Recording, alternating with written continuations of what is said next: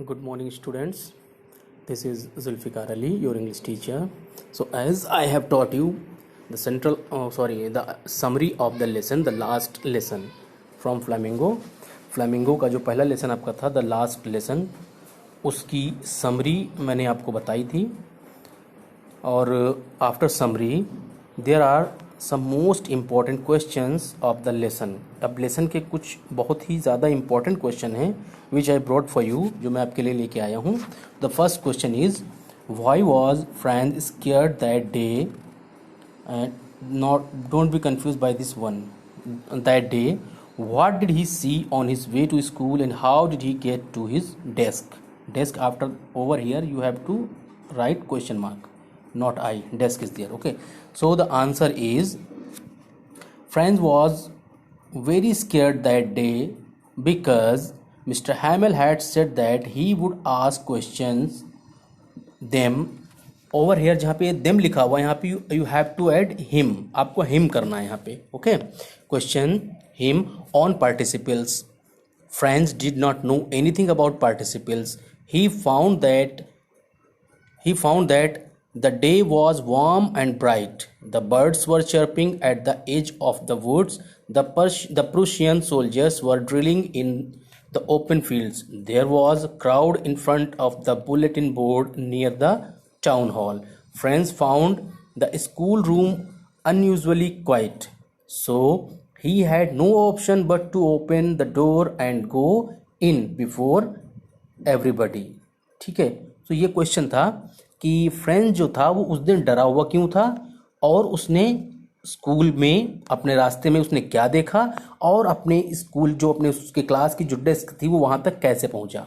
सो उसने देखता क्या है कि वो डरा हुआ इसलिए था क्योंकि मिस्टर हैमेल जो थे उसके जो टीचर, उन्होंने उससे कहा था कि मैं तुमसे पार्टिसिपल्स सुनूंगा, लेकिन उसको पार्टिसिपल्स के बारे में कुछ भी नहीं आता था, इसलिए वो डरा हुआ था. और रास्ते में उसने क्या देखा था कि बहुत सारी बर्ड्स जो थी वो चर्पिंग यानी चहचहा रही थी. ये बर्ड्स चर्पिंग मीन्स चहचहाना.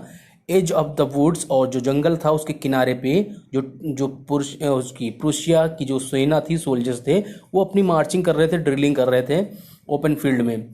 और उसके बाद में जब वो टाउन हॉल पे आगे बढ़ा था तो उसने एक बुलेटिन बोर्ड देखा था जहाँ पे सूचनाएं लगी होती हैं. वहाँ पे लोगों का एक हुजूम, एक भीड़ सी इकट्ठा थी उस बुलेटिन बोर्ड के आगे. तो उसके बाद में जब वो स्कूल पहुँचता है, then he found that unusually quiet, बिल्कुल एक शांति थी जो अक्सर ऐसा नहीं होता था उस स्कूल में. तो he had no option but to open the door and go in before everybody. तो इसके लिए उसके पास कोई और ऑप्शन नहीं था सिवाय इसके कि वो दरवाज़ा खोले और जाके सबके सामने अपनी बेंच पे बैठ जाए जाके. So this was your first question. It is very important question. चलिए नेक्स्ट क्वेश्चन की तरफ बढ़ते हैं. नेक्स्ट क्वेश्चन क्या है? Next question is why. Next question is there. Yes, why were the elders of the village sitting in the classroom. अब ये next question है कि वहाँ के जो एल्डर्स, जो बुजुर्ग लोग थे, वो क्लासरूम में क्यों बैठे हुए थे. यहाँ पे एक क्वेश्चन आप लिख लीजिएगा, ये क्वेश्चन है. So why were the elders of the village sitting in the classroom, क्यों बैठे हुए थे क्लासरूम में. तो Mr Hamel was taking the class of the last French lesson. That is why elders of the village were sitting in the classroom to attend it. It was done not only to pay respect to Mr. Hamel but to pay respect to his own language. तो वो सभी लोग इसलिए बैठे हुए थे क्योंकि वो जो हैमेल थे, हैमेल का वो लास्ट लेसन था फ्रेंच लैंग्वेज का, और सभी लोग जो बुजुर्ग लोग थे वहाँ के, टाउन के, गांव के, उसके विलेज के, वो सभी लोग बैठे हुए थे केवल उसकी रिस्पेक्ट में ही नहीं बल्कि अपनी जो उनकी लैंग्वेज थी उसकी रिस्पेक्ट में भी सभी गांव वाले आए हुए थे और वहाँ पे बैठे हुए थे. तो ये क्वेश्चन. उसके बाद में नेक्स्ट क्वेश्चन देखते हैं. How did friends and other boys enjoy their lesson in writing.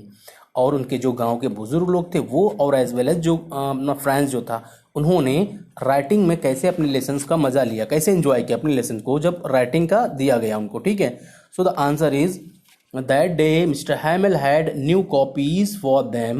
The words France Alsace were written on them in beautiful round hand. The boy set to work quietly The only sound was the scratching of pens over the paper. Nobody paid any attention to beetles who flew in. So that day जो mister हैमिल थे वो नई copies लेके hand book लेके आए हुए थे सबके लिए, और उस पे क्या लिखा हुआ था कि फ्रांस एल्सेस यानी फ्रांस जिंदाबाद या फ्रांस जिंदाबाद, ऐसे उस पे लिखा हुआ था। और फ्रांस आज़ाद रहे, फ्रांस फ्री रहे, मतलब फ्रांस जो था वो इनका जो फ्रांस जो देश थी, जो कंट्री थी, जो अब जर्मनी के कब्जे में आ गई थी, उस इसमें लिखा था इन्होंने कि फ्रांस एल्सेस की वो जिंदाबाद रहे और आज़ाद रहे। तो जब उन्होंने लिखना स्टार्ट किया तो उस राइटिंग में जो लड़का, ये जो फ्रेंड्स बैठे हुए थे अपनी सीट के पे बिल्कुल चुपचाप, ऑल द बॉयज, जितने भी बॉयज थे, they said to work quietly, चुपचाप बैठ के अपना काम कर रहे थे। और पूरे क्लास में केवल लिखने की आवाज़ आ रही थी, पेन चलाने की पेपर के ऊपर, और इसके अलावा और कोई दूसरी आवाज़ नहीं आ रही थी। इतना सब इंजॉय कर रहे थे। और जबकि nobody paid attention to the beetles who flew in, और एक जो कीड़ा, जो इंसेक्ट उड़ता हुआ अंदर आ गया था, उसके ऊपर किसी बच्चे ने ध्यान भी नहीं दिया था। ठीक है, तो ये था दूसरा क्वेश्चन, थर्ड क्वेश्चन। चलिए नेक्स्ट क्वेश्चन की ओर चलते हैं। अब इसका नेक्स्ट क्वेश्चन है कि what 3 things in school surprise friends most that day, कि वो 3 चीज़ें ऐसी क्या थी उस दिन जो फ्रांस के लिए बहुत ही ज़्यादा अचंभित करने वाली थी। चलिए फर्स्ट क्या थी, Mr. Hamel, the teacher had put on his fine Sunday clothes, his beautiful green coat, frilled shirt, and the little black silk cap, all embroidered. Second, the whole school seemed quite strange and solemn. And thirdly, the village people were sitting quietly like school children on the back bench that usually remained empty. Okay, तो ये जो 3 चीज़ें थीं ये उसके लिए surprising थी उस दिन। क्या थी? पहली तो ये कि जो मिस्टर हैमिल थे उन्होंने जो संडे के दिन कपड़े, जो फाइन अच्छे सुंदर कपड़े पहनते थे, वो पहने हुए थे। अपना खूबसूरत सा ग्रीन कोट पहने हुए थे, फ्रिल्ड वाली शर्ट पहने हुए थे, और छोटी सी कैप जो सिल्क की थी वो पहने हुए थे। और सभी कपड़े कैसे थे? कढ़े हुए थे, एम्ब्रॉयडर्ड थे। और जो दूसरी चीज़ उसने अनयूजुअल देखी वो क्या था? पूरा स्कूल बिल्कुल चुपचाप, एकदम स्ट्रेंज एंड सोलेम, बिल्कुल गंभीर और शांत था पूरा स्कूल, कोई भी हसल एंड बसल नहीं था वहाँ पे। और जो तीसरी चीज़ थी उसको स्ट्रेंज लगी, सरप्राइजिंग लगी, वो ये कि जो विलेजर थे, उसके गांव के जो बुजुर्ग लोग थे, वो भी सभी स्कूल में बच्चों की तरह बैठे हुए थे अपने पीछे की बेंचेस पे, जो अमूमन कैसी रहती थी? खाली पड़ी रहती थी। तो तीसरी चीज़ ये थी उसके लिए जो बहुत ही स्ट्रेंज थी। ठीक है, तो अब नेक्स्ट क्वेश्चन क्या है? अगला क्वेश्चन देखते हैं कि French things will they make them sing in German even the pigeons, what could this mean? आपको बस इतना ही ये इस पे ध्यान देना है। The T is not there, ये प्रिंट बाय मिस्टेक है। What could this mean? अब ये क्वेश्चन पूछना चाहता है कि जो फ्रेंच था वो सोचता था कि will they make them sing in German even the pigeons, की जो कबूतर दे बैठे हुए थे वहाँ पे, अब वो ये सोच रहा था कि जो जर्मन थे क्या वो इनको भी जर्मन में ही कूजने के लिए या गाने के लिए बोलेंगे? जो बोलते थे कबूतर, क्या उनसे भी कहेंगे कि अब जर्मन में ही बोलो? व्हाट कुड दिस मीन, ये इसका अर्थ क्या है? ठीक है, अब ये अंदर का ये जो है ये आप नहीं लिखेंगे, आप केवल इतना ही क्वेश्चन लिखेंगे। ठीक है, the answer is this comment of French shows a Frenchman's typical reaction to the imposition of learning German, the language of the conquerors. Being deprived of the learning of mother tongue would mean cutting off all bonds with the motherland. Teaching the pigeons to sing in German indicates how far the Germans would go in their attempts of linguistic chauvinism. Okay, linguistic chauvinism.